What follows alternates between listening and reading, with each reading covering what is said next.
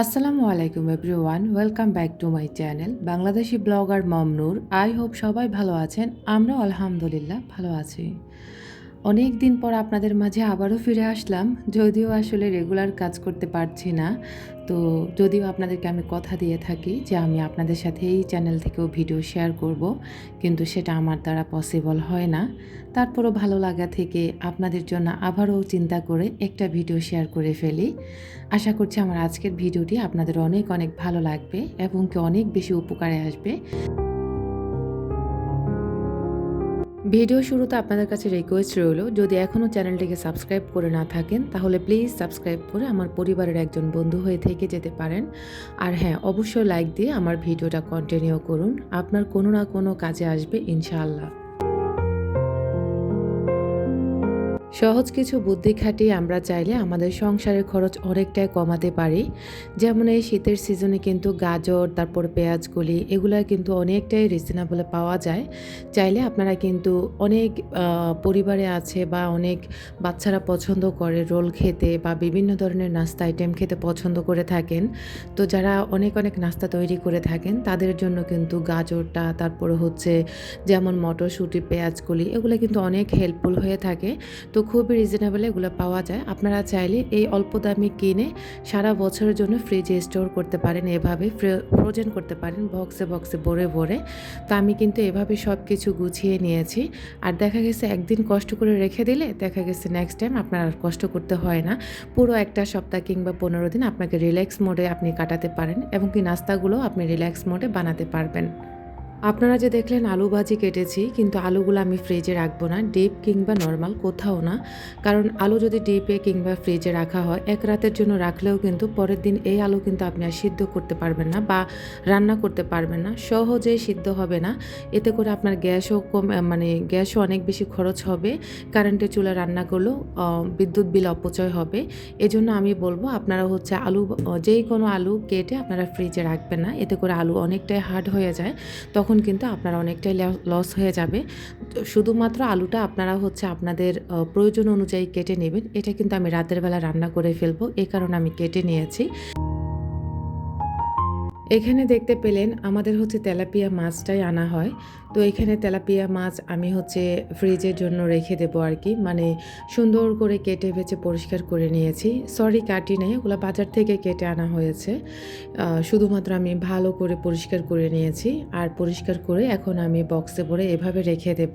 বক্সে ভরে ভরে ফ্রিজে যদি মাছ রাখা হয়, এতে করে ফ্রিজ অনেকটাই পরিষ্কার থাকে, ফ্রিজ সহজে মেসি হয় না বা সহজে ফ্রিজ ক্লিনের কোনো ধরনের বা প্রয়োজন পড়ে না। তো আমি বলবো আপনারা সবসময় ফ্রিজে মাছটাকে এভাবে রাখার চেষ্টা করবেন। দেখবেন আপনার মাছেও স্বাদ, তারপরে হচ্ছে পুষ্টিগুণ সবই অটুট থাকবে, আপনার ফ্রিজটাও অনেক বেশি ফ্রেশ থাকবে। তো এই ছোট ছোট টিপসগুলো যদি আপনারা সংসার জীবনে মানতে পারেন, দেখবেন আপনার সংসারটা একদম করাটা আপনার জন্য ইজি হয়ে যাবে বা সংসার লাইফটা আপনি অনেক বেশি এনজয় করবেন, যেটা আমি করতেছি আলহামদুলিল্লাহ। ছোট ছোট টিপসই পারে আপনার সংসার জীবনকে একদম রাজকীয় একটা লুক দিতে। যে আপনি কতটা কষ্ট আছেন সেটা কিন্তু কেউ বুঝতেও পারবে না বা টেরও পাবে না, যে আপনি কত সুন্দর করে সংসারটা সাজিয়ে গুছিয়ে করতেছেন। তো একজন দক্ষ গৃহিণীর জন্য আমি বলবো এই ধরনের টিপসগুলো অবশ্যই মানা প্রয়োজন। কারণ হচ্ছে আপনি যদি সংসারে মনোযোগ নাই দিতে পারেন, কখনোই আপনি আপনার সংসারটাকে মনের মতো করে বা মনের মতো করে সাজিয়ে গোছাতে পারবেন না, যেটা আমি করতে পারি আলহামদুলিল্লাহ। আমার ছোট ছোট বলা যায় কৌশলগুলো আমি অবলম্বন করে কিন্তু এই শহরে আমি আজও টিকে আছি বা সুন্দর করে বাসাটাকে সবসময় নিট অ্যান্ড ক্লিন এবং কি সাজানো গোছানো রাখতে পারি মাশাআল্লাহ আলহামদুলিল্লাহ। এখন চলুন আপনাদের সাথে আরও একটি টিপস শেয়ার করি। তো আসলে আমার টিপসগুলো আপনাদের কতটুকু কাজে আসবে জানি না, তবে আমি বলতে পারবো ইনশাল্লাহ। যদি আপনাদের 100% নাও আসে, 80% হলেও আপনাদের অনেক অনেক কাজে আসবে। তো জানা অজানা প্রতিটা গৃহিণীর প্রয়োজন এই ধরনের টিপসগুলো জানার। এখানে হচ্ছে আমাদের বাজার সদাইপাতি আনা হয়েছিল, তো এগুলোকে হচ্ছে আমি এখন সুন্দর করে জায়গা হচ্ছে গুছিয়ে রাখবো। আর এখানে আনা হয়েছে 10 টাকা দামের দুধের প্যাকেট। যাদের সংসার অনেকটাই টানাটানি থাকে তারা চাইলে হচ্ছে একসাথে দুধের প্যাকেট না এনে 10 টাকা দামের এই দুধের প্যাকেটগুলো আপনারা এনে খেতে পারেন। যাদের 2 কাপ চা বানানো হয়, অনায়াসে 3 কাপ 4 কাপ চা কিন্তু হয়ে যায়। তবে একটু যদি দুধ কম হয় তো সেটাতে সমস্যা নেই, তবে যেহেতু আমরা নিম্নবিত্ত পরিবার, আমাদেরকে আমাকে একটু হিসাবটা করতেই হবে। আর ছোট, ছোট হিসাবগুলা করি বলে হচ্ছে এই শহরে এখনও আমি টিকে আছি। এখন চলুন কাঁচামরিচগুলা কীভাবে আমি ফ্রোজেন করি। তো এগুলো আসলে আমি ডিপে ফ্রোজেন করব না। এগুলো শুধু নরমালি আমি রেখে, রেখে খাবো। এ কারণে হচ্ছে কাঁচামরিচের বোটাগুলো আমি ভেঙে নেব। আপনারা চাইলে এগুলাকে কাঁচামরিচের বোটা ভেঙে মরিচগুলাকে ধুয়ে পানি ঝরিয়ে তারপরে টিস্যু পেপার মুড়িয়ে আপনারা ফ্রিজে রাখতে পারেন। তো আপাতত আমি এভাবে রেখে দিচ্ছি। আর এভাবে রাখলেও অনায়াসে আমার অনেক দিন চলে যাবে মাশাআল্লাহ। আর এদিক দিয়ে হচ্ছে ওই যে আদা এনেছিল, আদাগুলা কিন্তু ফ্রেশ ছিল। এ কারণে আমি না ধুয়ে হচ্ছে কেটে ফেলতেছি। আর যদি আদার মধ্যে বেশি বালু থাকে তাহলে সেক্ষেত্রে আপনারা আদাগুলোকে ভালো করে ধুয়ে তারপরে হচ্ছে মানে কাটতে বসবেন আর কি। তো এখানে হচ্ছে আমি আদাগুলার মানে চামড়া ফেলছি না। চামড়ায় ফেলতে গেলে অনেকটাই সময়ের প্রয়োজন আছে। তাছাড়া আমি মনে করি আপনি যদি সময় বাঁচাতে চান তাহলে কিন্তু আদার চামড়া সহ এভাবে কেটে আপনারা ফ্রিজে ফ্রোজেন করতে পারেন। এভাবেও আপনারা চাইলে যে কোনো রং চায়ের জন্য রাখতে পারেন বা যে কোনো কাজের জন্য এভাবে আপনারা ফ্রোজেন করতে পারেন। বা যদি আপনারা এভাবে রাখতে না চান সেক্ষেত্রে হচ্ছে আমি বলবো আপনারা ব্লেন্ড করে রেখে দেবেন।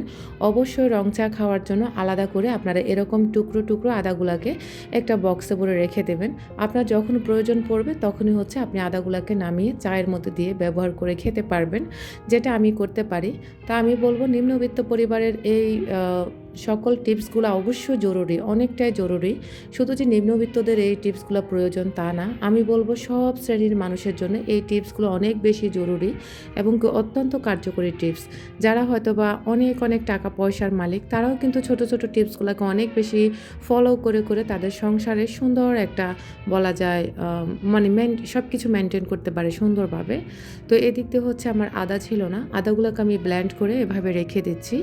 আর আদা যদি কাঁচা অবস্থা রেখে দেওয়া হয় তাহলে কিন্তু সহজে এই আদা পচে যাবে বা নষ্ট হয়ে যাবে এখানে সেখানে থেকে। তো এই কারণে আমি একসাথে কেটে ভালো করে পরিষ্কার করে কেটে নিয়ে এখন আমি ব্লেন্ড করে রেখে দিয়েছি। ব্যাস আমার অনেক দিন চলে যাবে ইনশাল্লাহ। এই ছোটোখাটো টিপসগুলো অবশ্যই আমাদের মানাটা জরুরি।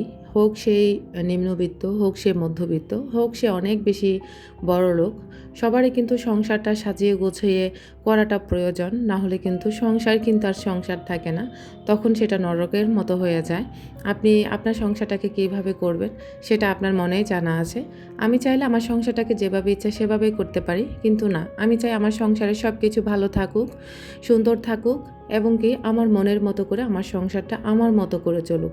এতে করে আপনার দেখবেন মানসিক একটা শান্তি আসবে সংসারের মধ্যে। আপনার হাজব্যান্ডও আপনাকে অনেক বেশি ভালোবাসবে এবং কি আপনার নিজেরও সংসারের মধ্যে অনেকটাই মন বসবে যে না, আমার সুন্দর একটা সংসার হয়েছে মাশাআল্লাহ। তো প্রতিটা গৃহিণীর আমি বলবো এভাবে কাজ গুছিয়ে করাটা প্রয়োজন। কাজ যদি আপনি গুছিয়ে করতেই না পারেন তাহলে আপনি সংসারে কখনোই মনোযোগ দিতে পারবেন না। তখন কিন্তু আপনার কাছে একটা হিজিবিজি লাগবে বা আপনার সংসারে একটা মানসিক অশান্তির সৃষ্টি হবে। তো মানসিক অশান্তির সৃষ্টি থেকে আমি বলবো আপনারা সংসারটা গুছিয়ে করার চেষ্টা করবেন। ইনশাআল্লাহ দেখবেন সংসারটা আপনার জন্য খুবই সহজ হয়ে যাবে। তো আপনাদের সাথে গল্প করতে, করতে কিন্তু আমি ফুই মিটুলি রান্না করে ফেলছি। এটা অনেকে অনেক নামে ডাকে, তবে আমি আসলে পুঁই মিচুরিটাই জানি। তারপরেও যাই হোক, এই রেসিপিটি আমি প্রথম রান্না করে খেয়েছি আর এটা এত বেশি মজার ছিল, আলহামদুলিল্লাহ, আলহামদুলিল্লাহ। আমি আসলে অবাক হয়ে গেছি যে এত মজার রেসিপি থাকতে এটা আমি আগে কেন খেলাম না। আমার কাছে এমনই মনে হয়েছিল।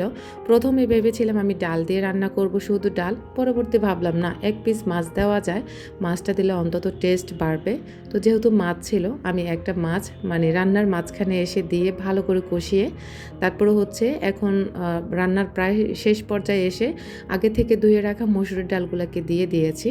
আর দেওয়ার পরে এখন আমি ভালো করে মিক্স করে কিছুক্ষণ রান্না করে তারপরে হচ্ছে কাঁচামরিচ এবং কি ধনেপাতা দিয়ে আমি ভালো করে নেড়ে চেড়ে তারপরে হচ্ছে নামিয়ে ফেলবো।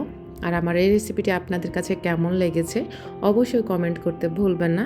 আমার চ্যানেলটি অবশ্যই সাবস্ক্রাইব করবেন আর হ্যাঁ, অবশ্যই লাইক, কমেন্ট, শেয়ার করবেন এবং কি আপনার এই ধরনের ভিডিও যদি আপনি পেতে চান তাহলে কিন্তু আমার চ্যানেলটিকে সাবস্ক্রাইব করে আমার পরিবারের একজন বন্ধু হয়ে থেকে যেতে পারেন। আজকের মতো আমি এখানেই বিদায় নিব। দেখা হবে নতুন কোনো ভিডিওতে। আল্লাহ হাফেজ, আসসালামু আলাইকুম।